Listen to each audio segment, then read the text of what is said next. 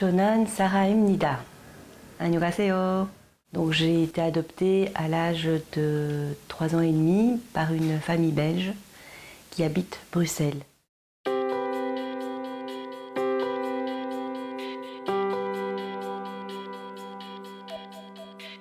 pense avoir seulement une seule image d'un orphelinat avec des grands chiens qui gardaient l'orphelinat, mais c'est tout ce que j'ai comme image et je ne suis pas très sûre qu'elle soit vraiment réelle, qu'elle ait vraiment existé.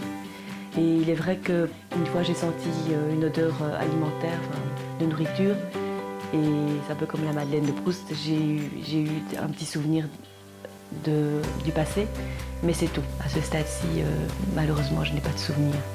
Oui, très très bien.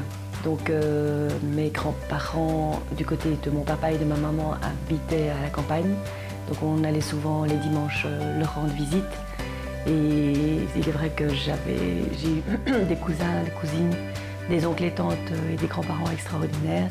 Donc je me suis toujours sentie belge, avec un visage asiatique, mais je me suis toujours sentie très bien dans la famille. J'avais un voisin coréen qui avait à peu près le même âge, qui avait été aussi adopté. Et on s'entendait vraiment bien, on a joué ensemble pendant des années. Et puis nos chemins se sont séparés, puis j'ai rencontré aussi une autre coréenne qui habitait dans le quartier. Donc c'était bien aussi de connaître d'autres Coréens du même âge.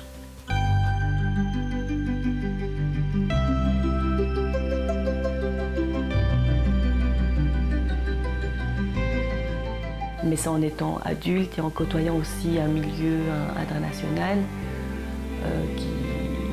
qui me renvoie l'image d'une asiatique, que je me rapproche de mon pays natal.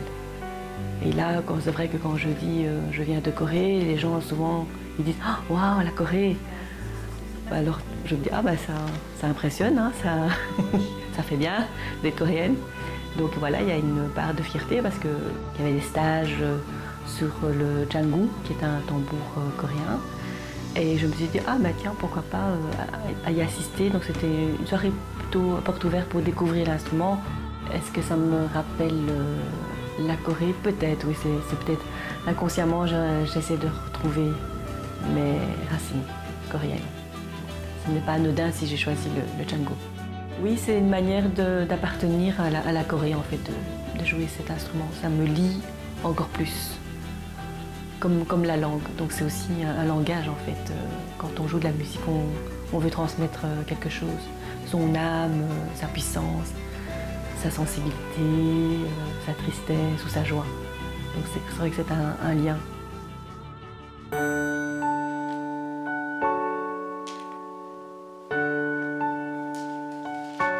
Le jour où mes enfants m'ont demandé, tiens, c'est bizarre, on ne connaît pas tes parents, je ne sais pas qui sont tes vrais parents, et on n'aura jamais de photos d'eux, ni des grands-parents. C'est un peu dommage.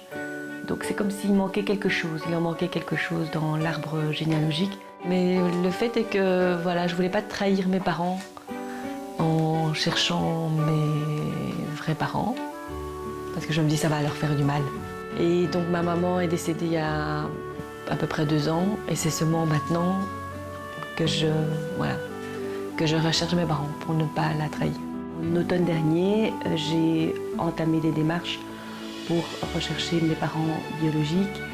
Et là, par mail, ils m'ont transféré il y a un mois mon dossier d'adoption beaucoup plus complet, avec une photo de moi bébé. Donc ça m'a vraiment émue parce que j'avais jamais eu de photo de moi bébé. À ce jour, ils n'ont toujours pas de traces de mes parents biologiques. Mais je ne perds pas espoir et ce qu'ils m'ont proposé, c'est d'aller visiter mon orphelinat à Busan, qui existe toujours, et j'y retourne en juillet cette année. Voilà, mon vrai nom, c'est B. Inoc. Si vous me regardez, on ne sait jamais, ce serait vraiment voilà, une grande joie et une belle surprise.